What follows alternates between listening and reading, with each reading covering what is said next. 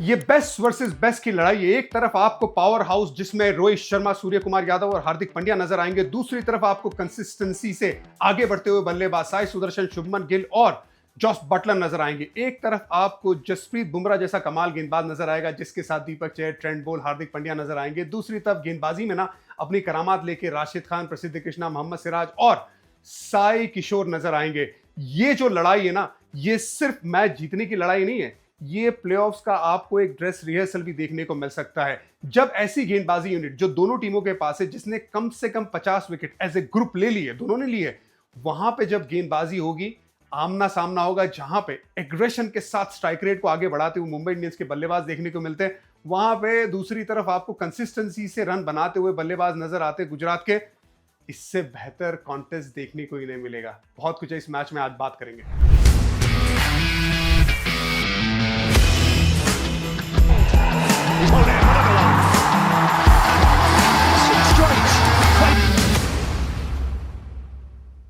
मुंबई सिर्फ जीत ही नहीं रही है, ऐलान भी कर रही है कि भाई हमसे बच के खेलो। 6 कंसेक्यूटिव जीत का ये जो रिकॉर्ड है, और ये जो कारनामा है पहले भी कर चुके, 2008 में किया था, 2017 में किया था। आज अगर ये मुकाबला जीत जाते तो ये पहली बार कारनामा करेंगे जहां पे वो 7 लगातार मैचेस जीते हैं। और पहले 5 में से तो सिर्फ एक ही मैच जीते थे, 4 मैच हार गए थे। लेकिन ये टीम कमबैक करना जानती है। और क्यों कमबैक करती है? उनके जो मेन खिलाड़ी है वो जबरदस्त फॉर्म में है। और वैसे भी अगर टीम की रचना देखेंगे ना, 12 खिलाड़ियों में से आपके पास सिर्फ एक अनकैप खिलाड़ी होता है, वो भी अगर जबरदस्त स्ट्राइक रेट, जबरदस्त छोड़ो, सबसे बेहतरीन स्ट्राइक रेट से 155 रन बना देता है, वो है नमनधीर। तो फिर आपकी टीम कहां जाएगी? बाकी तो सारे इंटरनेशनल खिलाड़ी है, चाहे वो इंडियन इंटरनेशनल हो या बाहर के जो ओवरसीज इंटरनेशनल हो, सब आके अपना कारनामा कर रहे हैं। और इन सब में भी मुंबई इंडियंस का अगर सबसे इंपॉर्टेंट जो बल्लेबाज है वो है सूर्य कुमार यादव। 475 रन बना दिए, 500 रन के करीब है। इससे पहले अपने 13 साल के आईपीएल करियर में 2 बार 500 का आंकड़ा पार किया है। 2023 में 605 रन बनाए थे और 2018 में भी 500 का आंकड़ा पार किया था। अगर जिस तरह से खेल रहे हैं उसी तरह से खेलते रहेंगे तो ये मैच में 500 का आंकड़ा पार हो जाना चाहिए। और 11 बार कंसेक्यूटिव 25 रन बनाने वाला ये खिलाड़ी क्या कर रहा है मुंबई इंडियंस के लिए? 11 में से 4 बार तो वो नवादा है, मतलब गेम को फिनिश कर रहा है। और अगर इतना इंपॉर्टेंट खिलाड़ी जो कमाल की स्ट्राइक रेट, 2.25 की स्ट्राइक रेट से खेलता है, नाबाद भी आए, स्पिन को भी बहुत अच्छा खेले, गेम को भी खत्म करे, उससे ज्यादा आप एक्सपेक्ट कर ही नहीं सकते। इसीलिए मैं कहता हूं कि मुंबई इंडियंस का सबसे इंपॉर्टेंट बल्लेबाज है सूर्य कुमार यादव। और सूर्य कुमार यादव को आउट करने के लिए ना गुजरात को बहुत मेहनत करनी पड़ेगी। क्या प्लान लेके आते? राशिद खान को बड़ा अच्छा खेले, क्या साई किशोर को एक अलग प्लान से गेंदबाजी करवाते, क्या प्रसिद्ध कृष्णा की उनकी जो गेंदबाजी है स्लोअर उनके साथ वो ज्यादा रखते गुजरात? ये देखना होगा। ये लड़ाई कमाल की होगी। 2 खिलाड़ियों के बारे में बात करना जरूर चाहूंगा, थोड़े अंडररेटेड है, रायन रिकल्टन और नमनधीर। रायन रिकल्टन 300 से ज्यादा रन बना दिए, स्ट्राइक रेट इनका कमाल का है। अब वो साउथ अफ्रीकन बल्लेबाज है ना, इंडियन पिचेस पे आके एडजस्ट करना, पहली सीजन में आके इंपैक्ट डालना, वो किस तरह से कर रहे हैं। पिछले मैच में जयपुर में भी हमने देखा था कि रोहित शर्मा थोड़े खामोश थे ना, तो ये शुरुआत से ही एग्रेशन का रोल अदा कर रहे हैं। और जब स्पिन की बारी आती है ना तो स्लॉक स्वीप लगाते हैं, बैठ जाते पूरी तरह से। इसी वजह से वो स्लॉक स्वीप में बड़े शॉट आसानी से लगा पा रहे हैं और कंसिस्टेंट रन बना रहे हैं। जब रोहित शर्मा का बल्ला शुरू में नहीं भी चल रहा था ना, इनका बल्ला चल रहा था, तो ये बहुत बड़ा पॉजिटिव है मुंबई इंडियंस के लिए। और साथ में थोड़े अंडररेटेड रह जाते क्योंकि इतने बड़े बड़े नाम है ना, सबका फोकस उन्हीं पे रहता है, लेकिन ये अपना काम बखूबी निभा रहा है। इसी वजह से सामने वाली टीम को इनको भी आउट करना बड़ा जरूरी है। और मुंबई के लिए इनके रन बनाना रेगुलर बहुत बहुत इंपॉर्टेंट हो जाते हैं। वहीं पे नमनदीप आते हैं, स्लॉक स्वीप का इस्तेमाल करते हैं, लैप शॉट का इस्तेमाल करते हैं, फास्ट बॉलर की पेस का इस्तेमाल करके जो स्ट्राइक रेट है, इन सारे बल्लेबाजों में सबसे ज्यादा 155 रन बनाए इन्होंने। इंपॉर्टेंट रोल अदा किया है, सामने भी बड़े शॉट लगा सकते हैं। और मैं तो बहुत इंप्रेस हूं जिस तरह से फील्डिंग में भी ना इनके हाथ एकदम बकेट्स की तरह है। बहुत सेफ फील्डर नजर आते, जब भाग के कैच पे भी पकड़ते ना तो ऐसा लगता नहीं है कि ये कैच छोड़ने वाले। तो उस मामले में एक बहुत जबरदस्त क्रिकेटर मुंबई इंडियन को मिला है और मुश्किल रोल बहुत अच्छे से निभा रहा है। मुंबई इंडियंस के लिए सबसे बड़ी बात है, सबको अपना रोल पता है। देखिए, रायन निकल्टन शुरुआत से एग्रेशन दिखाते हैं, रोहित शर्मा थोड़ा सा वक्त ले सकते जो पिछले मैच में लिया था। उसके बाद विल जैक्स को पता है कि अगर विकेट जल्दी गिरी तो मैं जाऊंगा, विकेट जल्दी नहीं गिरी और लंबी पार्टनरशिप हो गई ओपनिंग में, तो मेरी बल्लेबाजी शुरू में नहीं आएगी, सूर्य कुमार यादव चले जाएंगे। वो एडजस्टमेंट होना, वो पता होना, वो भी बड़ा जरूरी है। तिलक वर्मा आके अपना काम कर जाते हैं, नमनदीर जब बाद में आते हैं तो वो अपना रोल बहुत अच्छे से निभाते हैं फिनिशिंग का। वहीं पे हार्दिक पांड्या ने 2 एक बहुत अच्छी पारी खेली है। सब अपने अपने रोल को बहुत बखूबी निभा रहे, ये एक बड़ी ताकत बनती है। लेकिन उसमें सबसे बड़ी ताकत उनकी गेंदबाजी है। पिछले मैच में जयपुर में राजस्थान के सामने 5 विकेट लेने में सिर्फ उनको 29 गेंदें लगी थी। इतनी पुख्ता यूनिट है, एक के बाद एक बहुत अच्छी प्लानिंग भी। मैंने धनंजय की बात की थी, आप लोगों को याद होगा। जब ड्रेसिंग रूम में दिखाया गया था, सॉरी डगआउट में दिखाया गया था, वहां पे कोचेस के बारे में दिखा रहे थे। मैंने एक प्लेयर की बात की थी, मैच के बाद वीडियो में सब लोग बात कर रहे थे ना कोचेस के बारे में, लेकिन वो एनालिस्ट धनंजय, जिसे अवार्ड भी दिया, मुंबई इंडियंस के पेज पे जाके देखेंगे ना तो आपको पता चलेगा धनंजय को नो इनाम दिया गया था। वो इसलिए कि प्लानिंग बहुत अच्छी थी, वो बाउंसर वाली। तो ये प्लानिंग भी बहुत अच्छा करते, एग्जीक्यूट भी बहुत अच्छा करते, लेकिन वो क्यों कर पा रहे? क्योंकि उनके पास उतनी क्वालिटी है गेंदबाजी में। स्विंग में दीपक चहर, ट्रेंट बोल्ट नजर आते, बुमराह को जल्दी से लाया जाता है। और यहाँ पे अगर आप देखेंगे ना, ओवरऑल जो चीजें हैं वो ज्यादा हिली नहीं है। सैडनर इंजर्ड हो उसके बावजूद भी कॉर्बिन बॉश आया, वो यॉर्कर बड़ा अच्छा डालते 140 की स्पीड पे। तो ओवरऑल जिस तरह से ऑक्शन पे भी जो जीत होती है ना, वो भी बड़ी काम आती है, और यहाँ पे वो दिखाई दे रहा है। तो एक पुख्ता बोलिंग यूनिट को हराना इतना आसान काम है नहीं, लेकिन सामने जो बल्लेबाजी यूनिट है ना, वो टॉप 3, उनका भी तो एक कड़ा एग्जाम होगा ना इस बार, कि पहले अगर जल्दी विकेट गिर जाती तो फिर गुजरात क्या करती है। मुंबई की प्लेइंग 12 पे नजर डालते हैं। रायन रिकल्टल और रोहित शर्मा दोनों के अब बल्ले से कंसिस्टेंट रन आ रहे हैं। जल्दी विकेट गिर जाती तो विल चेक्स नंबर 3 पे, फिर सूर्य कुमार यादव, तिलक वर्मा, हार्दिक पांड्या, नमन धीर। अगर कॉर्बिन बॉश वो खेल रहे तो ठीक है, ऑलराउंडर का रोल अदा कर रहे हैं, बैटिंग भी अच्छी करते हैं, लेकिन अगर सैटनर फिट है ना तो उनको ले आइए, वो ले आइए, क्योंकि आपके पास वैसे भी 4 फास्ट बॉलर तो है ना। उसके बाद दीपक चहर, ट्रेंट बोल्ट, कर्ण शर्मा और जसप्रीत बुमराह, ये आपकी प्लेइंग 12 एकदम पुख्ता यूनिट नजर आ रही है। कोई इंजरी है तो आप बदलाव करेंगे, वरना कोई जरूरत है नहीं। गुजरात की टीम की बात करने से पहले पिछला मैच याद होगा आप लोगों को, अहमदाबाद में खेले थे, काली मिट्टी के पिच पे खेले थे, ऐसा लग रहा था मुंबई शायद जीत जाएगी, लेकिन आखिर में बहुत अच्छी गेंदबाजी की थी और मुंबई के बल्लेबाजों को उस पिच पे पकड़ लिया था और रनों का पीछा करने नहीं दिया। प्रसिद्ध Krishna man of the match बने थे, बहुत अच्छी गेंदबाजी की थी, 18 रन पे 2 विकेट निकाली थी, स्लो रन का अच्छा इस्तेमाल किया था। अब वो यहाँ पे किस तरह से गेंदबाजी करते ये भी देखना होगा। गुजरात की बात करते हैं।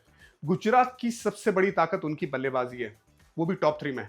लेकिन मैं इस मैच में ये देख रहा हूं कि विकेट तो गिरेगी जल्दी, मुझे ऐसा लग रहा है कि विकेट गिरेगी जल्दी, क्योंकि अच्छी गेंदबाजी यूनिट है ना। आप ट्रेंट बोल्ट, दीपक चहर और जसप्रीत बुमराह की बात करें और जसप्रीत बुमराह को जल्दी लाया जाएगा तो आप ये देखेंगे कि विकेट गिरेगी, तो फिर मिडिल ऑर्डर का जो टेस्ट है वो इस मैच में हो सकता है। हालांकि पिच भी बहुत अच्छी होगी, हाई स्कोरिंग मुकाबला देने को मिलता है, तो मिडिल ऑर्डर के पास ना एक चैलेंज के साथ साथ अपॉर्चुनिटी भी होगी, थोड़ा गेम टाइम की और साथ ही में मैच पे इंपैक्ट डालने की। तो मैं गेम इस तरह से देख रहा हूं, आप लोग क्या लगता है बताइएगा जरूर। साई सुदर्शन ने 500 से ज्यादा run, Jos Buttler, Shubman Gill ने 400 से ज्यादा रन, स्ट्राइक रेट भी इनका 150 के ऊपर है। कमाल की ये बल्लेबाजी कर रहे हैं, इनके ऊपर ही जिम्मेदारी है और इन्हें ही रन बनाना चाहिए। लेकिन ऐसा नहीं है कि मिडिल ऑर्डर को जब मौका मिला तो उन्होंने रन नहीं बनाए। शाहरुख खान ने भी 1-2 अच्छी पारी खेली है, तिवतिया ने विनिंग कंट्रीब्यूशन मिचेल स्टार्क के सामने किया था, चौका छक्का लगा के, जबकि मिचेल स्टार्क के सामने 9 रन दिल्ली ने डिफेंड किए थे उनके कंधों पे और राजस्थान नहीं कर पाई थी। तो ऐसा नहीं है कि बिल्कुल भी फॉर्म में नहीं है, जब जब मौका मिला है तब फॉर्म में है मिडिल ऑर्डर के बल्लेबाज। ज्यादा गेम टाइम नहीं है, लेकिन यहां पे गेम टाइम हो सकता है। प्लानिंग बहुत अच्छी होती है मुंबई इंडियंस की। साई सुदर्शन ना मिड ऑफ के जाने, वो मिड ऑफ और कवर्स के बीच में ज्यादा शॉट नहीं खेलते हैं, तो क्या मुंबई इंडियंस वहां पे उनको खिला के एक फ्लाई सिप लगा के, एक पॉइंट के बगल में खिलाड़ी लगा के वहां पे उन्हें आउट करने की कोशिश करेगी, लेंथ थोड़ी सी आगे, गेंद बाहर लेके जाए, और क्या वो फील्डर वहां पे हो सकता है? ये प्लानिंग हो सकती है मुंबई इंडियंस की, ऐसा मुझे लगता है। कितने कामयाब होंगे कितने नहीं होंगे ये देखना है, लेकिन ये बात साई को अगर पता है तो फिर वो संभाल के खेल सकते हैं, बाउंस के ऊपर खेल सकते हैं, बल्ला भी थोड़ा खुला रहता है तो स्क्वायर ज्यादा अच्छा खेलते हैं। शुभमन गिल बैकफुट पे बहुत अच्छा खेलते हैं, क्या उन्हें वो शॉर्ट गेंद नहीं दी जाएगी या कम दी जाएगी? और ड्राइव कराने का उन्हें कहा जाएगा आप ज्यादा ड्राइव करिए। बुमराह को लाया जाएगा जॉस बटलर के सामने, स्लो रन का ज्यादा इस्तेमाल किया जाएगा। तो ये सारी प्लानिंग उनके सामने हो सकती है। कितने तैयार है ये तीनों बल्लेबाज, उस पर बहुत कुछ निर्भर होगा कि गुजरात कितना अच्छा करती है इस प्लानिंग के सामने। मुंबई इंडियंस की बॉलिंग यूनिट की बात करके कितनी पुख्ता बॉलिंग यूनिट है, लेकिन गुजरात भी ज्यादा पीछे है नहीं ना। प्रसिद्ध कृष्णा की 19 विकेटें, मोहम्मद सिराज की 14 विकेटें, साई किशोर लेफ्ट आर्म स्पिनर उसकी 12 विकेटें, राशिद खान का अगर फॉर्म आ जाता है तो वो कमाल हो सकता है। हालांकि पिछले मैच में 3 ओवर में 50 रन, जो उनके T20 करियर के सबसे महंगे नंबर्स थे, लेकिन अगर उनका फॉर्म आता है तो ये 4 पुख्ता गेंदबाजी आपको मिल जाती है।